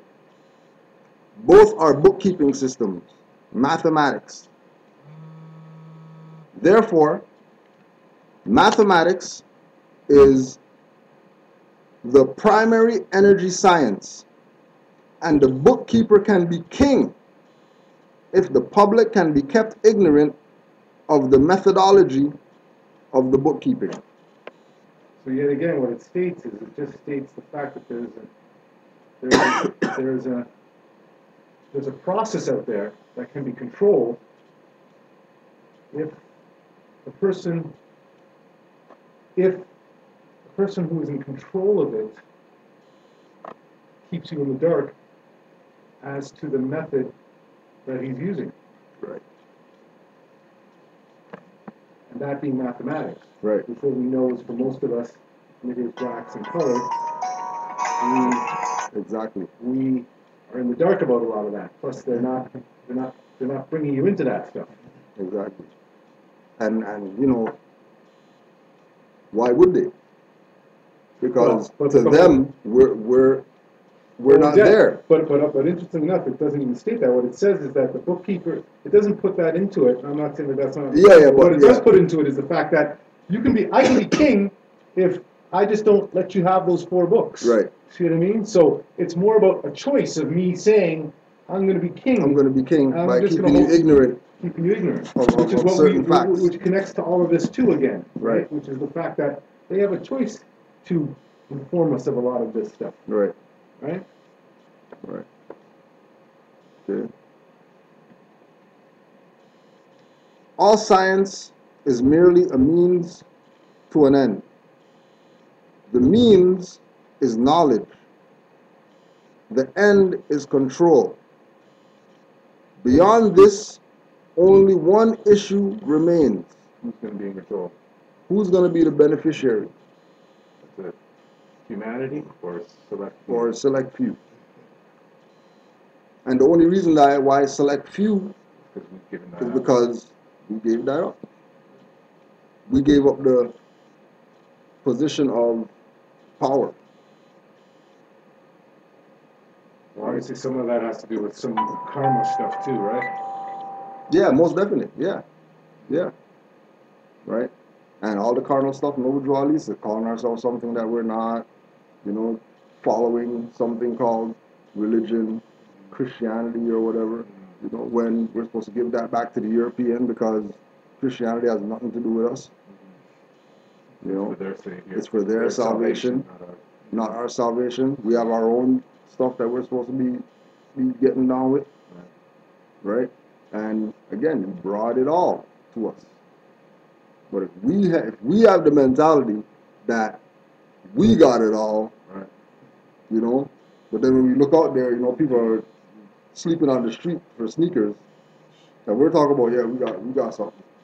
You know what I mean? And then when you check out, you know, black buying power, and the only thing we buy is religions, and hair and shoes and, you know, frivolous things, right? We're not putting anything to any real Stuff. stuff. We're gonna sit there and get played the whole time, thinking that we're actually, we actually have a good position right here, you know, because, you know, Farrakhan was able to get, you know, the freaking Million Man March, you know, and he got the place where, you know, I mean, damn, he's in Washington D.C. Yeah, he must have made it. He must have made it. He made it for all of us. Oh no, he didn't. No, he didn't. Well, LeBron won a ring, and you know, I mean, yeah, my Miami hat, and yeah. When was the last time he called you, told you thanks for watching a game? You know, when was the last time they called you, told you thanks? Never. They don't even put a little fake ass letter in the shoebox, say thanks for buying these shoes or whatever. Well, what's even more interesting, I think, on one of those other tapes that we had, you know, they talk about the cost of a shoe costs to make, Yeah, and then they're charging you 60 times the amount that it costs. They're enslaving the people yeah, in the other country to make the shoe, and then have you buying it here, have you robbing people to afford the shoe, right? right, exactly. So today we got our MST of A degrees, rvbakepublications.com, right? Dirt cheap book, but it'll break down some stuff to you, right? King Alfred Plan, the military plan for the destruction of the minority who thinks that, you know, they got stuff going on when like you're done for, according to this. You're already done for if you're claiming to be Negro, black, colored, African, or whatever. Whoever wants to believe it or whatever, you know, because the thing coming out now is that King Alfred Plan came out with some novel. The brother wrote. Just Google it. I can't remember the name of the novel, but they're saying that King Alfred Plan came from some novel. Don't worry about it. Don't worry about it. That's the one they got up on. Right? Really? They're Yeah, they're trying to disclaim King Alfred Plan now, Yeah. right? It came from some novel, right? Right, But story. they're not disclaiming Da Vinci Code, which was a novel. Right, They're not disclaiming 1984, which was a novel, right. right? Just talking about all the stuff going on today, right now, or whatever, right? They're not disclaiming those stuff, but they're going to disclaim this book talking about your destruction, right?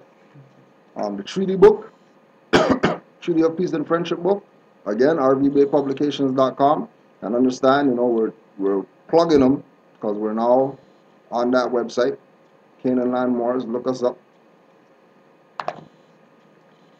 Montauk Book of the Dead, Peter Moon, just Google this and get it, right? Don't forget Exhuming of a Nation as well, okay? It's not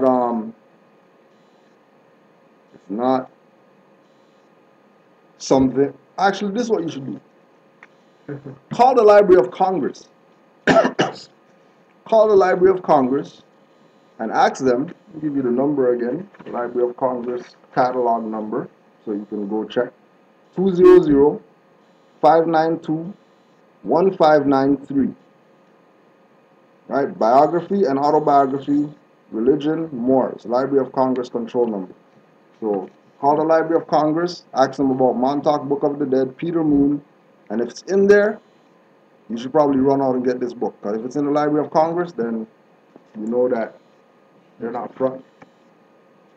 And don't forget, as well, Behold the Pale Horse. I'm going to give you a little shot of William Cooper there. You know, give him his little props, R.I.P. And give thanks for all the work that he did to tell us some stuff that we need to find out. Right? And don't forget your Black's Law Dictionary, 4th edition and before. And don't forget, 9:30, Eyes Wide Open, Blog Talk, right? 9:30 to probably midnight or something like that, after midnight, right? The session today, or the call-in number, 347-945-5899. blogtalkradio.com/MHHS eyes wide open. And that's at 9:30. So what, you catch it on the internet? Yeah. Yeah. Catch it on the internet or you catch it on your phone. You just call in and listen. You call it on your phone? Yeah. you sort of- And then it plays, it'll play on your phone. The show will play on your phone. But where is that located? Well, they're in, well, the blog talk just stream, just like this. No, I know, but where are they, because that number, obviously, the 347. Yeah, the 347 is the blog talk number. I don't know what the 347 area code is, but yeah. But if you could, once you got long distance or whatever, you just call. But Call the you number. could just get on this, on the computer. Yeah, you get it too. on the computer, by blogtalk.com. So Islam to all the Moors online. And you're back. You know, we're back up. You know what I mean? So next week we're coming again. As well, we're gonna have our Skype, our Moorish History Month starting next week. All right. Our first session is with Brother Setan Rabe, Moorish connection to illegal immigrants, and you know we got Brother Obashango the week after that, Moorish connection to Orishas.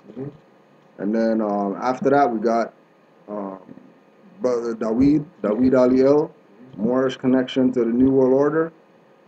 And then the last Sunday, we got Taj Tariq Bey, Moorish connection to world politics. Wow. So it's the Moorish Connection 2 lecture series. All right? And then keep in mind, we got some more stuff going on in Canaanland. Flyers not out yet, but you know, we'll let y'all know what's going on. All right, so we'll just close out with the prayer Moors, and that should be our night. 5 on the left, 2 on the right. Allah, the Father of the universe. Allah, the Father of the universe. Father of love. Father of love. Truth. Peace. Freedom. And justice. Allah is my protector. Allah is my protector. My guide. And my And salvation. my salvation. By night. And by day. through His holy prophet. Noble Jew Ali. Islam. Peace and Hotep. Islam, Moors. And big up yourself for continuing to show support to Canaanland Moors. We love y'all, and we'll see y'all next week. Peace.